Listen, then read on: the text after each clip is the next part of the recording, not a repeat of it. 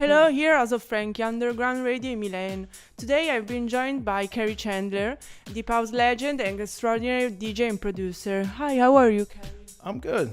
Nice to have you here. Oh, thank you. So I'm glad to be at House of Frankie. Do you like Italy? That's my favorite. Okay, What? so Yeah, definitely my favorite. It's been here back and forth since maybe 1991.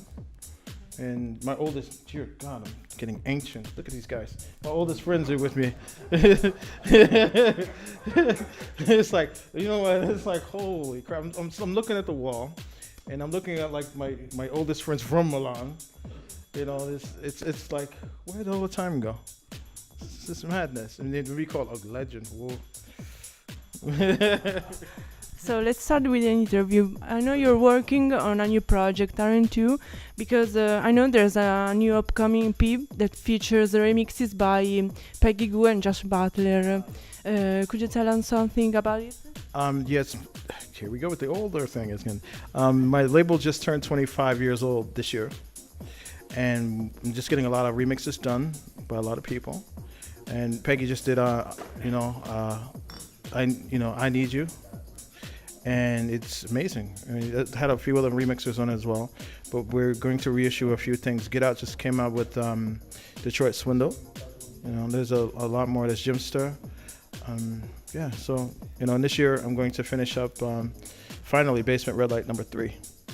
And I played one of the songs earlier today at the radio station, so. Cool. And you're an international artist, you travel a lot, your music is known all over the world. But which countries do you think appreciate your music the most? And what do you think of the European underground scene? I think everything is in cycles. Every 5 to 7 years, there's a new generation coming in and going out. Like today, I had the pleasure of working with a bunch of young up-and-coming producers and DJs, and I took them all to sound check, and I just kind of spread, love back with them. And it was really, really cool. They're coming out later tonight. We were just playing songs, and I was showing them how the room works and how sound works and wiring and just techniques. I really never had too much of a favorite place. It's always been about the people for me, and that's really more important. The place has never really been as important as the people.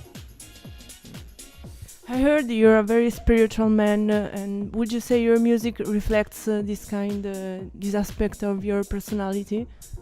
Music is therapeutic for me, and it always feels spiritual. I love the way music makes me feel, but I always take it from my life. My life is,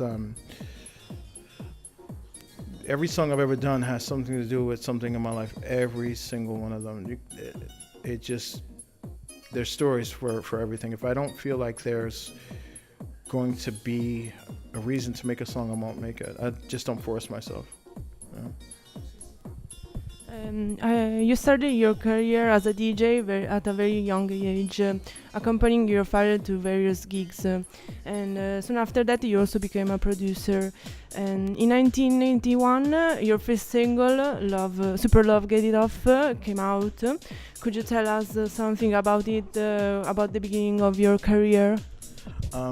Well, I was making a lot of music to do for edits for clubs, and Get It Off is where it kind of really started for me. Someone killed my girlfriend at the time, and I had a lot of stuff on my mind to try to get over that situation, and Get It Off was exactly what it sounds like. It was get it off of my mind, for short. So I used all the sounds and all the music to kind of work that way. It's like the scratch going through the record made me think of how someone took her away from me. There's sounds in the song. There's something that goes, "You are so vicious," going through the song. I put that in there. I was talking to the person that killed her. Now is the time. Now is the time. That's me. It's like saying to myself the whole time, I gotta stop this. I gotta get it off my mind. And I found myself making music around that kind of thing. The pads, the chords is how she made me feel, like really, warm and, deep. And she was a very big house lover. She was the one that got me into it. And I thought I'd try it. I've never did house before that. That was my first house attempt, first house record. And I found it like, wow, I really should be doing this. And I know you're very passionate about technology too. Could you describe to us your technical setup? It changes. Honestly, it depends on what they let me get away with. I've done everything from holograms to laser synths, reel-to-reels, keyboards. Most of the time, keyboards are there, which is great. So I can have a live feel or like a studio feel. The more it feels like a studio to me, the more I can create, and the more I can bring more to the club, the atmosphere. But my setup normally, the basic setup, turntables are always there. They're CDJs, mixers. That varies, depends on what I'm putting in to the input. There's usually a keyboard, and that's my basic setup. And after that, it can branch off and pretty much go anywhere. And sometimes I set up for a whole live band, so I don't have a particular set. But if I'm just playing, I mean, it can be just a couple basic turntables or some CDJs. But I like to have a broader, spectrum of things to play with as I'm going. Our digital platform was born as a project dedicated to Frankie Narcos and more in general as a tribute to house music. You had the chance to meet him personally, right? Do you have any memories of him you want to share with us? I have so many. The one that stands out for me, well, there's a lot that stands out for me. I mean, first time I met him, it was at Red Zone. Well, not next year, before that was, I want to say Red Zone, but it was a little bit before then. I can't remember the club. It was someplace in New York. And he came up, and my friend Carolyn Robbins took me to see him and David Morales. And, God, I must have been maybe 18, 19.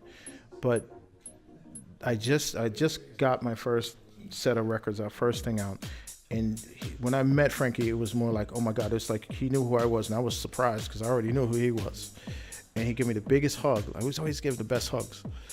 And he was just playing, and he just kept turning back to me because I'm standing next to the booth, and I'm just like, wow, this is so cool. I'm getting to hear all of this. And him and David, they were mixing, and he asked me, did I know this particular records? At the time, it was, I want to say it was like, I can't remember what record. It was one of his records, and I was like, that is so cool. And he says, you need this. And I was like, yeah, I'd love to have it, but just like, I'd never think that, he would do what he just did. So he finishes playing the record, he puts it back in the sleeve, and he hands it to me. I'm like, whoa. I was like, cool, man, thank you for this record. He's like, no, it's cool, it's my pleasure. It's, one of my newer ones. And the same thing again. And then another 5-10 minutes later, he's playing another song. Oh, do you know this one? I was like, no, I don't know that one. That's kind of cool. And he does the same thing again. He just like puts it back in the sleeve, hands it to me, and like, you need this one. So I'm like, no, I'm not taking all your records. Are you kidding? And I just met this man. So, but it's like one of those things. It's like he was like him and David are like bigger brothers to me. They were always that way.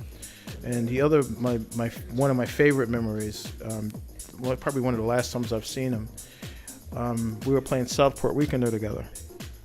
And he was on before I was. And it was just like, I get to play with my family.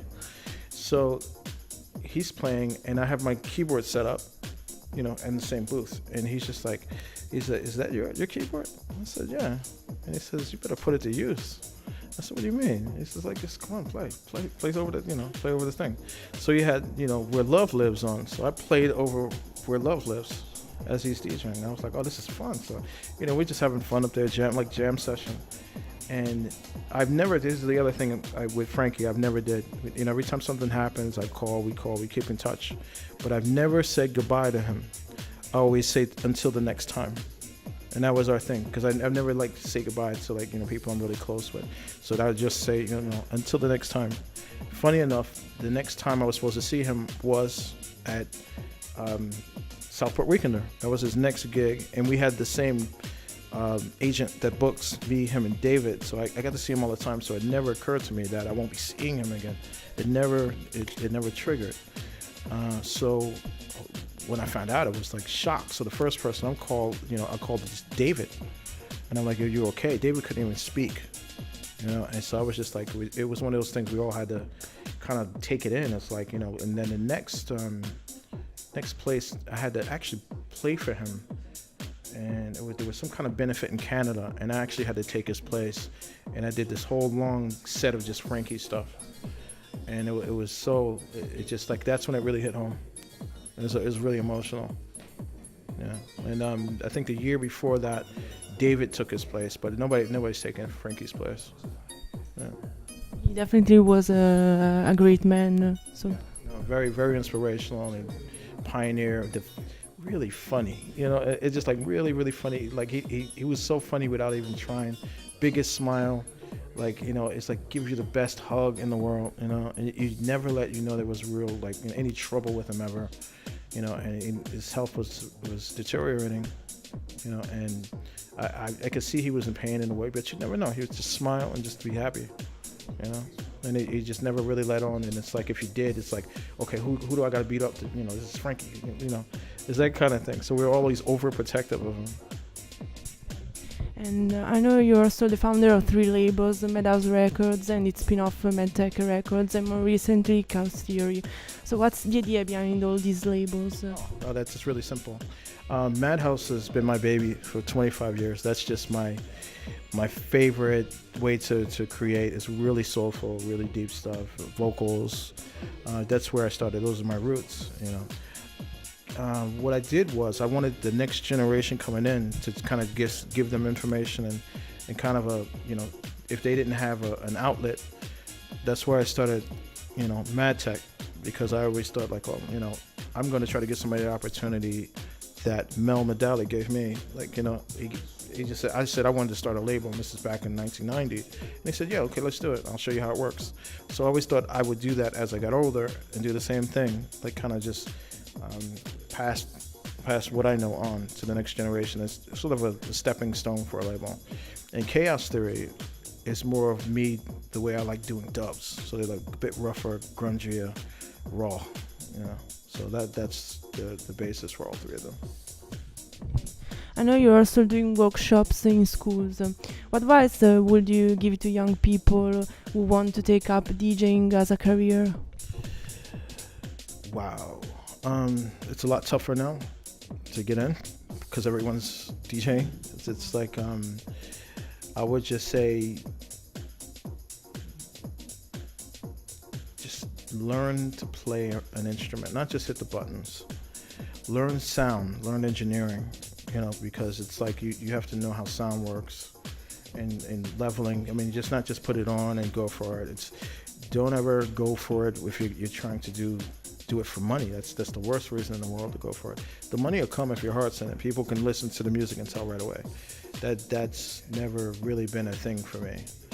It has to come from your heart because it comes through the music immediately. And just don't be easiest way. Don't be an asshole. There are 2 people in the world. You're really cool people, and then there's assholes. Don't burn your bridges being an asshole. Simple. Okay, thank you, Kerri. It was an honor to have you here. Hope to see you soon. Oh, thank you. And I hope you're coming down tonight, too. Thank you.